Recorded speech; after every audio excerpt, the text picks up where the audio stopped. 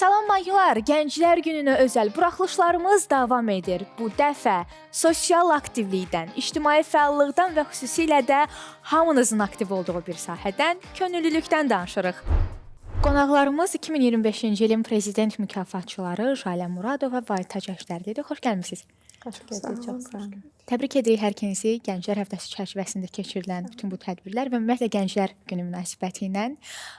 Biz bu gün sosial aktiv olmaqdan danışırıq. Necə izah edərdiniz?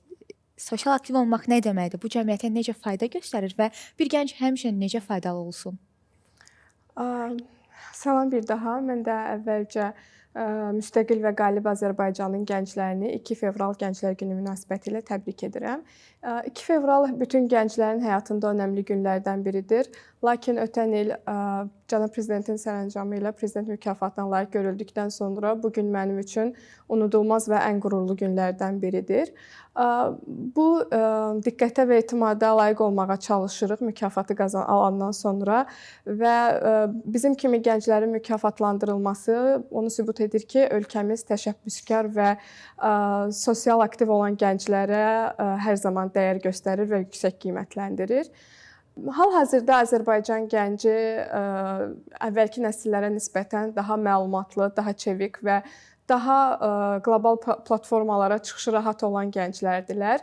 Əvvəllər bizim üçün gənclər yalnız məktəbdə, universitetdə təhsil alan tələbələr, şagirdlər idisə, bu gün gənclər Azərbaycanı həm idman, həm yaradıcılıq sahəsində beynəlxalq platformada təmsil edən, startaplar quran, könüllü hərəkatlarında fəaliyyət göstərən və sosial layihələrdə iştirak edən aktiv vətəndaşlar olaraq görürük. Ümumiyyətlə, bugünkü gündə sosial layihələrin çoxalması, rəqəmsal biliklərin, bacarıqların artması, həmçinin könüllü hərəkatlarının genişlənməsi gənclərimizin həyatına çox böyük müsbət təsir göstərir. Beynəlxalq tədbirlərə ev sahibliyi etməsi Azərbaycanın tez-tez gənclərimizin daha çox inkişafına gətirib çıxarır. Belə beynəlxalq tədbirlərdən biri də ötən illərdə COP29 olmuşdu. COP29-dan sonra könüllülərin həyatında, gənclərin həyatında yeni mərhələ başladı demək olar ki, gənclərimiz beynəlxalq qlobal hadisələrin bir hissəsinə çevrildilər və öz potensiallarını özlərinə sübut eləməyə şansı qazandılar. Siz adətən özünüz hansı tip layihələrdə təmsil olunmağı üstün tutursunuz? Mən hal-hazırda Regional İnkişaf İctimai Birliyində beynəlxalq layihələr üzrə fəaliyyət göstərirəm. Lakin mükafatı COP29-da könüllülük istiqamətində göstərdiyim fəaliyyətə görə almışdım. Daha çox sosial layihələrdə və cəmiyyətin sosial rifahının yaxşılaşdırılması üçün həyata keçirilən layihələrdə aktiv olmağa çalışıram. Həmçinin ekoloji layihələrdə ətraf mühitin çirklənməsinin qarşısının alınması, gənclərin şəxsi potensiallarının üzə çıxarılması, daha çox bu tip layihələrdə fəal olmağa çalışıram. İştirak etdiyiniz və həyata keçirdiyiniz layihələr haqqında danışaraq, amma gəlin əvvəlcə öyrənək görək Aytac xanım nəyi faydalı olmaq hesab edir və necə faydalı olmağa çalışır? Mən də hər birinizi əvvəlcə salamlayıram, dəvətə görə təşəkkürümü bildirirəm. Fürsətdən istifadə edərək mən də öz növbəmdə Gənclər Günü münasibəti ilə bütün gəncləri ürəkdən bir daha təbrik edirəm. Bütün fəaliyyətlərində uğurlar arzu edirəm. Və mən düşünürəm ki, bir gənc faydalı olması üçün Jalə xanımın da vurğuladığı kimi ilkin olaraq gənc yaşlarından özünü sınamağa başlamalıdır. Mən də bir gənc olaraq erkən yaşlardan könüllü fəaliyyətindən məşğul olmuşam. Könüllülük bizə nə qazandırır? Könüllü olmaq biz gənclərə nə qazandırır? Çünki sən artıq könüllü olduğun müddətdə bir işi icra edəndə hardasa hansısa bir mənfəət güdmürsən. Amma faydalı olursan və eyni zamanda nələrsə də öyrənirsən. Səninlə birlikdə olan gənclərdən, iştirak etdiyin layihələrdən və s. Sizə könüllü olmaq nə qazandırır? Könüllü fəaliyyətinlə məşğul olmaq bizə daha çox komanda ilə birgə işləmək bacarığının daha da artırılması, gələcək karyera istiqamətimizin formalaşmasında çox mühüm rol oynadı. Mənim şəxsi təcrübəmdən belə bildirə bilərəm ki, mənim könüllü olaraq fəaliyyətə başladığım Regional İnkişaf İctimai Birliyində mən karyeramı davam etdirdim və iştirak etdiyim bir neçə tədbirlərdə və layihələrdə daha sonradan rəsmi şəkildə layihələrin icrasında birbaşa yaxından iştirak etdim və bu illər ərzində mən həm ekoloji, həm uşaq hüquqları, həm gender bərabərliyi, sosial inklüzivlik, inklüziv təhsil sahəsində bir neçə layihələrdə iştirak edərək fərqli-fərqli dövlət qurumları ilə və beynəlxalq təşkilatlarla birgə işləyərək özümə yaxın olan və gələcək fəaliyyət istiqamətimi davam etdirmək istədiyim sahəni müəyyənləşdirməkdə mənə çox kömək oldu bu könüllülük fəaliyyəti.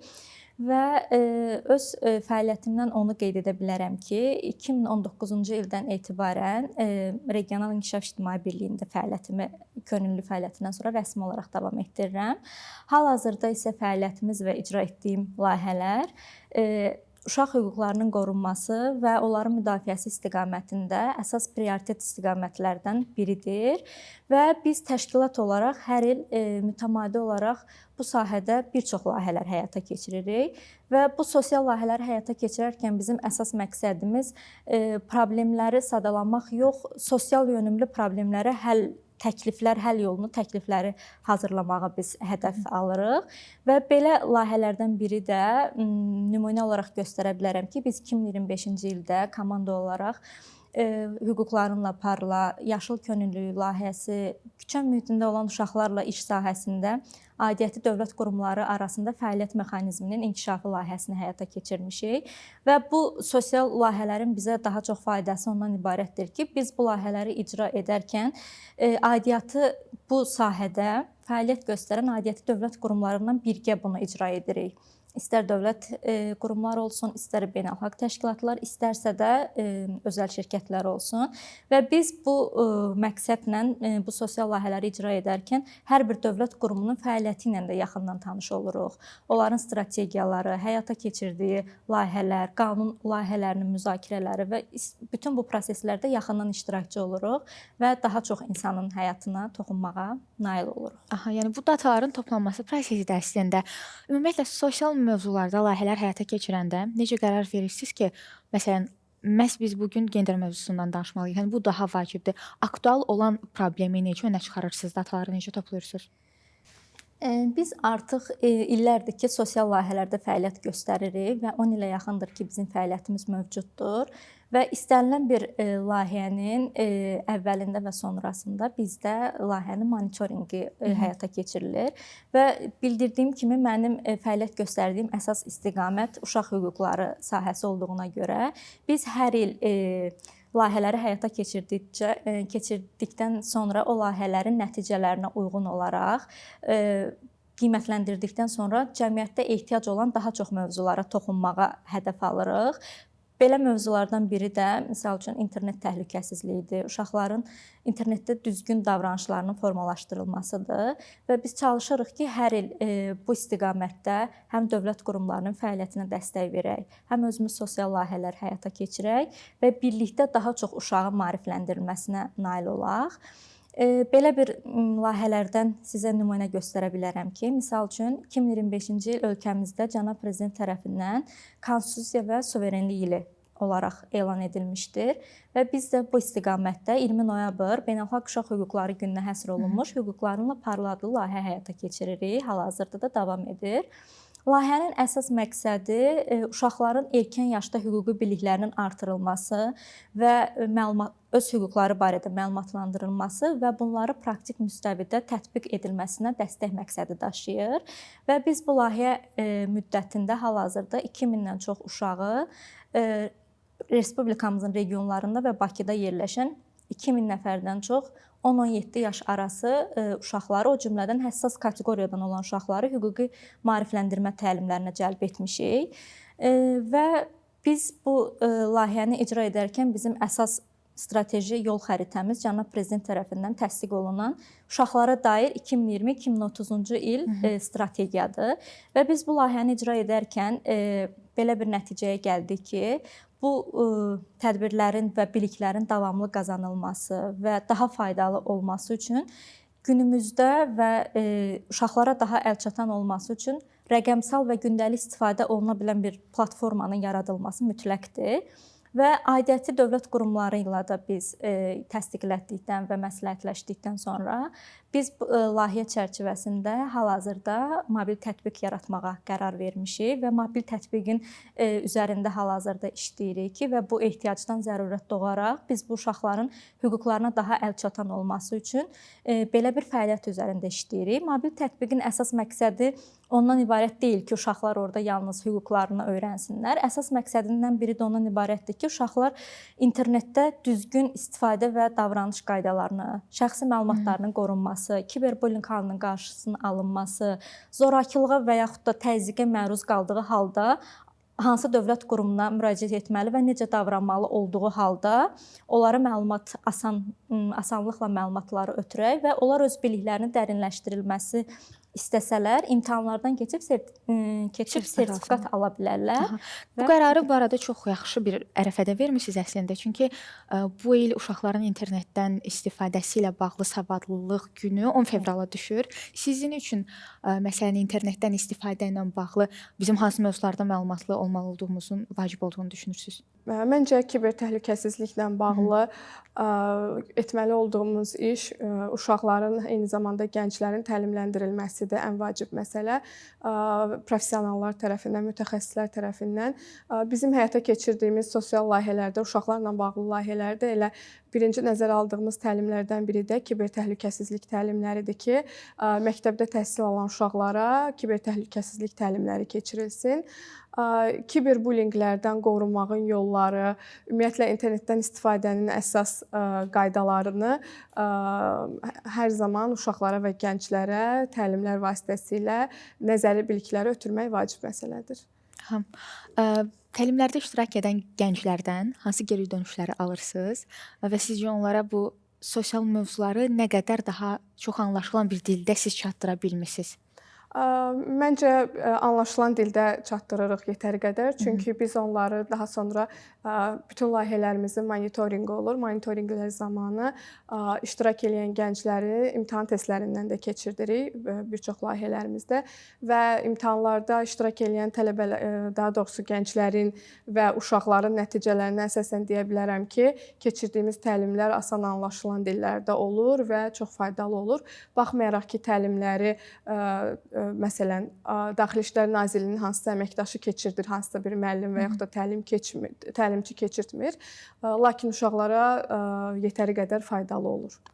Bu fərqindəliyin nəticəsini biz monitorinqdən başqa necə görə bilərik? Məsələn, bəlkə hansısa bir layihə ilə sizin qarşınıza çıxıb, gənclər özü sizə hansı layihə ilə bu mənada müraciət ediblər və sizin hansısa bir təliminizdən ilhamlanıb bəlkə də? Bəli, bizim təlimlərdən ilhamlanıb bizə müraciət edən gənclər olur. Daha çox könüllərimizdir bunlar. Biz onların ideyalarını dəstəkləyirik və onlara adətən layihə formasına salmağı öyrədirik ki, necə layihə formasına salmaq lazımdır ideyanı və onlar həmin ideyalarını layihə formasına salır, layihə arayışı hazırlayır və bizə yenidən təqdim eləyir. Bir çox hallarda onların ideyalarını, layihə təkliflərini dəyərləndirib həyata keçirdirik. Jalə xanımın fikirlərinə əlavə olaraq onu da bildirim ki, biz bu layihədə iştirak edən hər bir aktiv gəncləri və uşaqlar üçün mütəmadi olaraq biz onlarla əlaqədə oluruq. İstər sosial şəbəkələr üzərindən, istər canlı təlimlərdə və tədbirlərdə və biz onların hər zaman geri dönüşlərini nəzərə alırıq. Misal üçün, növbəti il üçün bu istiqamətdə yazacağımız layihə təkliflərinə, onlardan gələn geri dönüşləri və onlara maraqlı olan tədbirləri, təlimləri, hansı mövzular onlara daha maraq dairələrindədir və daha çox o iştirak etmək istəyirlər və biz onları mütləq şəkildə nəzərə alırıq onların fikirlərini. Bu ideya müəllifi olan gənclər sonra həmin layihələrdə özləri təlimçi kimi necə iştirak edirlərmi və belə hallar olurmu? Yəni gəncləri bir də burada necə deyim, informasiya ötürən şəxs yerinə necə qoyursunuz? Sözün düzü gəncləri informasiya ötürən şəxs yerinə çox vaxtı qoymuruq. Çünki biz daha çox mütəxəssislərin dəstəyini alırıq. Məsələn, kiberbullyinglə bağlı Kiber Təhlükəsizlik Təşkilatları Assosiasiyasının əməkdaşları tərəfindən təlimlər keçirilir uşaqlara. Bizim gənclər bizim tədbirlərdə daha çox könüllü qismində fəaliyyət göstərirlər. Onlar bizə təşkilati məsələlərdə dəstək olurlar. Biz çünki Biz ideya müəllifi olaraq layihəni təşkil edib və idarə edirik. Biz daha çox təlimlər mövzusunda mütəxəssislərdən dəstək alırıq. Amma könüllülükdən danışsaq, yəni könüllülük təlimlərindən, bu qoşulmağın yollarından və yaxud da özlərini inkişaf etdirməkdən bizim neçə illərin təcrübəli olan könüllülərimiz var ki, hazırda onlar başqa qurumlarda da çalışırlar, bizim təşkilatda da çalışırlar. Yeni gələn gənclərə onlar mütəmadi olaraq bu mövzularda öz öyrəndikləri bilikləri ötürürlər təlimlərdə. Aha. Biz Aytaç xanımın könüllülük təcrübəsindən danışmışdıq. Siz özünüz necə könüllü olmusunuz və bu sizi nə qısandırıb? Mən də könüllü olmuşam. İlk könüllülük fəaliyyətim Avropa oyunlarında olub. Düşünürəm ki, könüllü fəaliyyəti gənclərin həyatında ən önəmli mərhələlərdən biridir və bizim könüllü ola biləcək, baxmayaraq ki, könüllülüyün yaşı yoxdur, lakin ən səmərəli vaxtımız elə gənclik yaşlarımızdır. Bütün gənclərin həyatında könüllülük fəaliyyəti mühüm rol oynayır. Mən sizə bir misal çəkmək istəyirəm. Mən COP29-da könüllülük istiqamətində fəaliyyət göstərmişəm. Bizim COP29-dakı könüllülərimiz minlərlə gənc daha sonra gələcək həyatlarında onlara lazım olacaq bacarıqlara yiyələniblər. Hətta deyərdim ki, bizim COP29-dakı könüllülərimizdən biri daha sonra COP tədbiri Braziliyada keçirilmişdi, COP30. COP30-da Azərbaycanı təmsil edən nümayəndə heyətinin üzvü olaraq getmişdi, əməkdaş kimi. Bundan əlavə olaraq ötən il Expo 2025 dünya sərgisi Yaponiyada keçirilmişdi, Osaka şəhərində. Könüllülərimizdən bir digəri də Yaponiyada, Osaka şəhərində keçirilən Expo-da 6 ay müddətində Azərbaycan pavilyonunda fəaliyyət göstərmişdi və bizim milli adət-ənənələrimizin, milli mənəviyyatımızı xarici qonaqlara sərgilənməsində iştirak eləmişdi.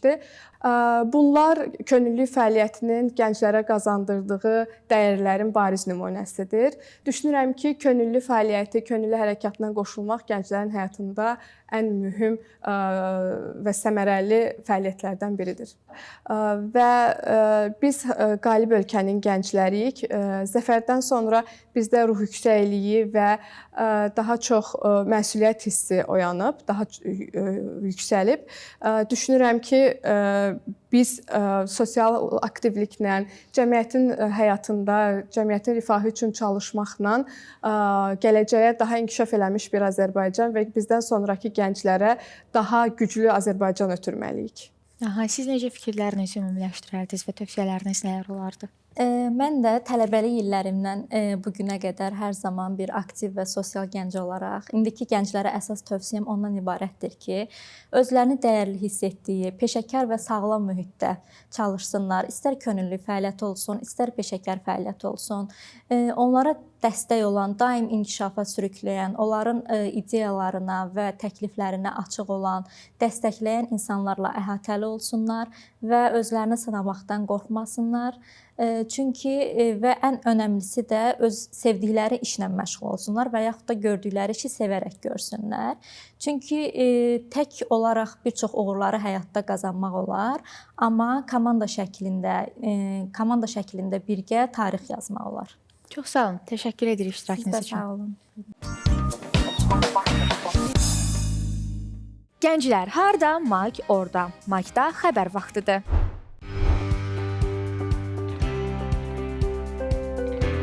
Azərbaycan Respublikasının Gənclər Fondunun dəstəyi ilə Azərbaycan Könüllü Təşkilatları İttifaqı tərəfindən 2 fevral Azərbaycan Gəncləri gününə həsr edilmiş könüllü təşkilatlarının dayanıqlı inkişaf forumu həyata keçirilib. 500-ə yaxın Azərbaycan könüllüsünü bir araya gətirən forumun əsas məqsədi İttifaq tərəfindən üzv könüllü təşkilatlarının fəaliyyətinin gücləndirilməsi, dayanıqlı inkişafının təmin edilməsi, könüllü təşkilatları arasında effektiv əlaqələrin qurulması, təcrübə mübadiləsinin təşviqi və kollektiv layihələri həyata keçirmək olub. Tədbirdə Milli Məclisin deputatları, Gənclər Fondunun İnformasiya Texnologiyaları və İctimaiyyətlə Əlaqələr şöbəsinin müdiri Pərvanə Cəlallı, Azərbaycan Könüllü Təşkilatları İttifaqının sədri Vüqar Əliyev və Azərbaycan Könüllü Təşkilatları İttifaqına üzv təşkilatların rəhbərləri, media nümayəndələri, qonaqlar və könüllülər iştirak ediblər. Könüllərimiz kifayət qədər il ərzində həm ötən illərdə, həm də bu il ərzində fəallığının artırılması istiqamətində İttifaq tərəfindən müxtəlif səpkili layihələr həyata keçiriləcəkdir. Bu layihələr təbii ki, strateji məqsədlərə dayanaraq həyata keçirilir. Həm Cənab Prezident tərəfindən elan olunmuş şəhərsalma və memarlıq ili çərçivəsində könüllərin rolunun artırılması istiqamətdə də mütləq şəkildə fəaliyyətlərin keçirilməsi nəzərdə tutulmuşdur. Təməli ümumi lider Heydər Əliyev tərəfindən qoyulan dövlət gənclər siyasəti Cənab Prezident möhtərəm Ali Baş Komandan İlham Əliyev tərəfindən uğurla davam etdirilir və mən qeyd etmək istərdim ki, Azərbaycan gəncliyi, Azərbaycan könülləri dövlət və dövlətçiliyə ənənələrin sədaqətini hər zaman öz inkişafları ilə və öz fəaliyyətlərlə göstərməkdədir və hər zaman Cənab Prezidentin ətrafında birləşməyə hazırıq. Bir çox tədbirlərdə iştirak etmişəm. Həmçinin belə deyim, keçən il burada keçirilən 2025-ci ilin son aylarında keçirilmiş forumda da iştirak etmişəm. Ümumiyyətlə könüllü olmaq çox gözəl bir şeydir məncə. Miqrasiya könüllüsü olaraq deyə bilərəm ki, miqrasiya könüllüsü yalnız bir könüllülük deyil, həm səmimi duyğular, yeni dostlar, yeni çevrə və mühitin qazanması deməkdir. Bunu deyə bilərəm ki, könüllü olaraq yalnız tədbirlərdə iştirak etmək yox, başqalarına kömək eləmək, fayda vermək məncə ən vacib və əsas olan bir şeydir. Gənclər olaraq tövsiyə edirəm ki, yeni mühit və dostlar qazanmaq ən əsasıdır. Yəni buranı bir məcburiyyət, könüllü olmağı bir məcburiyyət kimi yox, yeni dostlar əldə etmək və özünüzü daha da inkişaf etdirmək üçün istifadə etmək lazımdır. Könüllülüklər məncə gələcəyimizin pilləkənlərini, uğurumuza gedən yolumuzu daha da gözəlləşdirməyimizin əsas təməlidir. Qarşıdan gələn, yəni 2 fevral Gənclər Gününə münasibətilə bütün gəncləri və könülləri təbrik edirəm. Özüm, yəni Gənc Könüllülər İctimai Birliyində Suraxanı Gəmi Muzeyində təcrübədə olmuşam. Yəni belə deyim ki, orada qonaqların qarşılanması, ekskursiyaların keçirilməsində və gedişatında köməklik göstərdik. Qarşıdan gələn Gənclər Gününə özəl hər bir gəncə, hər bir könüllünü təbrik edirəm və həqiqətən mənim üçün könüllü olmaq çox belə böyük uğurlu təcrübələrə səbəb olubdur. Çünki burada qazandığım dostluqlar, böyük təcrübələr, beynəlxalq yerli tədbirlərdə iştirakım həm mənim üçün, həm öz təcrübəm, həm də gələcəyim üçün daha çox önəmli olduğunu inanıram. Yəni könüllü olmaq hər bir gəncin olmasını istəyirəm. Çünki könüllülük həqiqətən çox böyük təcrübələr əldə eləyir, daha çox imkanlar yaradır, həm öz gələcəyim üçün, həm şəxsi təcrübələrimiz üçün. Yəni düşünürəm ki, hər bir gənc könüllü olmanı istəyirəm. Asan könüllüsü olmaq mənim üçün böyük bir məsuliyyət, böyük bir dəyərdir. Düşünürəm ki, burada daim gün ərzində vətəndaşlarla ünsiyyətdə olmağım mənim öz nitqimin inkişafına, eyni zamanda daha da çox sosiallaşmağıma təkan verir. Burada artıq kollektiv işləməyi, yoldaşlarla ünsiyyətdə olmağı, vətəndaşların qarşılanması mənim üçün, yəni düşünürəm ki, böyük bir məsuliyyətdir və öz üzərimdə işləməyimə daim kömək olur. Düşünürəm ki, hər bir kəs könüllü olaraq fəaliyyətinə davam etdirməlidir. Özünü inkişaf etdirmək üçün könüllülük bir mərhələdir və eyni zamanda bu mərhələdən sonra özünü daha yaxşı bir yerə aparmaq üçün bir yoldur. Hər kəsə tövsiyə edirəm ki, fəaliyyətdə olan zaman özünü daim inkişaf etdirməyi bacarsın. Hər kəslə yoldaşlıq qurmağı, sosiallaşmağı can açsın, özünü hər zaman dəyərli hesab etsin. Mən də nə xoş mənə ki, bu könüllülüyün bir parçasıyam, bir dəyərin bir parçasıyam. Könüllü olmaq məncə təkcə işləmək deyil, eyni zamanda bunu səmimi qəlbdən etməkdir. Yəni ən yaxşısını, əlindən gələn ən yaxşısını etməkdir ki, hər şeyi daha gözəl edək. Sonda forumda gənc regional nümayəndələr və bir qrup könüllü gənclər 2 fevral Azərbaycan Gəncləri Günü münasibətilə səmərəli fəaliyyətlərinə görə mükafatlandırılıblar.